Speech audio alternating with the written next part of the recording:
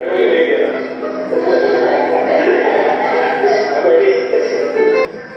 अच्छी चीज कौन है, कौन सी वो आप 5 साल के बाद जन्म आएगा कि गाना सजा ये आपको क्या होता है, क्या होता है दूसरा आपने देखा होगा ज्यादातर टीचर पढ़ाते हैं लेकिन जब एग्जाम का समय आता है तो कहते क्वेश्चन आंसर मेरा हमेशा बन रहा है जीवन की कोई भी उम्र क्यों ना लिखने की आदत ना लीजिए।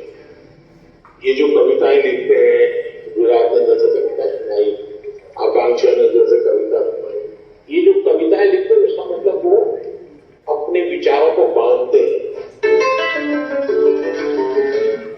मुझे आज है मैं अहमदाबाद में एक स्कूल वालों से मिला था। अभी बच्चे को शायद वो उसके माँ बाप ने मुझे चिट्ठी लिखी थी कि बच्चे को स्कूल से निकालने वाले थे। वो रोबोट बनाने का नंबर 1 था। उसका मतलब उसके पास कोई विशेष ताकत है, टीचर का काम है तो उसकी उस ताकत को पहचान। मैं प्रयोग बताता हूँ, आज करेंगे अपने जितने दोस्त है बचपन से अब तक के 25-30 पर याद करो, फिर कोशिश करो उनका पूरा नाम लिख सकते हो क्या, उनका उनके पिताजी का, तो इसमें 10 हो गए। फिर लिखो उनके पिताजी माताजी परिवार के सबका नाम आता है तो हो सकता है संख्या कम हो। इसका मतलब ये हुआ कि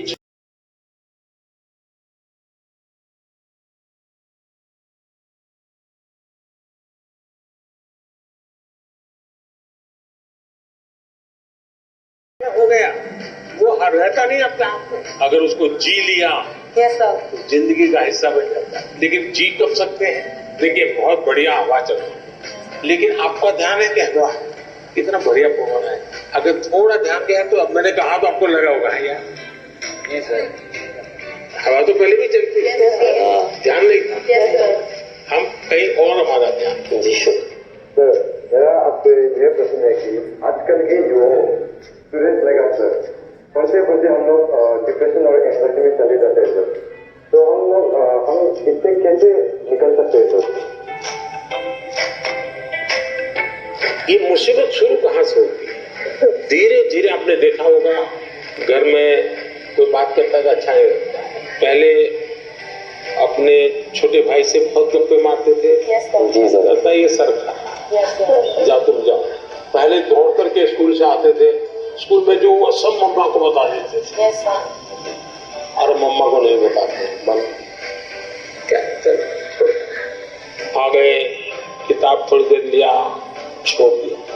ये बिहेवियर आपको देखा होगा धीरे धीरे अपने आप को कट करता जाता है, सिकोड़ता जाता है और धीरे धीरे फिर वो डिप्रेशन में चला जाता है। आपको कोशिश करनी चाहिए आपके मन के अंदर जो दुविधाएं हैं बिना संकोच खुल करके किसी को कहना चाहिए। अगर नहीं कहेंगे, मन में भर करके रखोगे तो धीरे धीरे बड़ा विस्फोट हो जाएगा। पहले हमारे समाज व्यवस्था में बहुत अच्छा फायदा है, हमारा परिवार अपने आप में एक यूनिवर्सिटी होता था। कभी कुछ बात दादा से खुल करके कर लेते थे, कभी दादी से कर लेते थे, कभी नाना से, कभी नानी से, कभी बड़े भाई से, कभी भाभी से, यानी कुछ न कुछ आपको मिल जाता था। जैसे कुकर का विसल बजती है ना, कुकर फटता नहीं है, वैसा ये कहीं कहीं आपका ये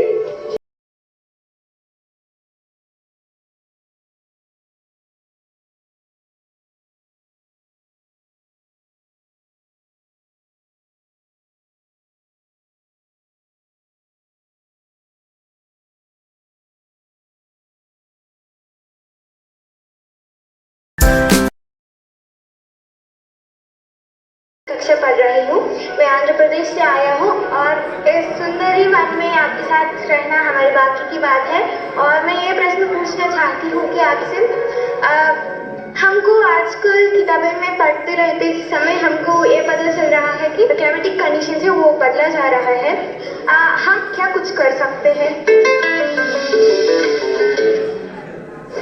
बहुत अच्छा सवाल पूछा आपने और मुझे अच्छा लगा कि मेरे देश के बच्चों के मन में भी क्लाइमेट की चिंता है।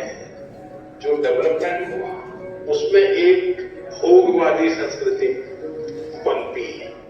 ये सब मेरा है, मैंने खुश के लिए मुझे उपयोग करना है। मुझे अगर अच्छा फर्नीचर चाहिए तो मैं 200 साल पुराना घर काट दूँ, कोयला कितना ही जलाना पड़े, मैं 24 घंटे के लिए जलाऊंगा। उन्होंने प्रकृति का सबसे ज्यादा विनाश किया, प्रकृति के शोषण वाला हमारा कल्चर नहीं। मेरा एक mission LIFE, lifestyle for environment. तो मैं कहता हूं हमारी लाइफस्टाइल ऐसी हो जो प्रकृति की रक्षा करे, प्रकृति का पोषण है। हमारे यहाँ माँ बाप सिखाते हैं बच्चे को, सुबह बिस्तर से जब जमीन पर पैर रखते हो तो पहले धरती माता से माफी मांगोगे, माँ मैं तुझे कष्ट दे रहा हूं। आज भी हमारे यहाँ पेड़ की पूजा होती है, उसके त्योहार होते हैं, नदी को मां मानते हैं। तो ये सारे हमारे संस्कार के प्रति हमें गर्व करना होगा। और आपने देखा होगा भारत एक बड़ा अभियान चला रहा है, और एक मां जिसने हमें जीवन दिया है, तो अपनी मां की स्मृति में पेड़ लगाना है और देखना है कि मेरी मां की याद इसके साथ जुड़ी हुई थी। पेड़ किसी भी हालत में बड़ा होना चाहिए, उसकी केयर करनी चाहिए।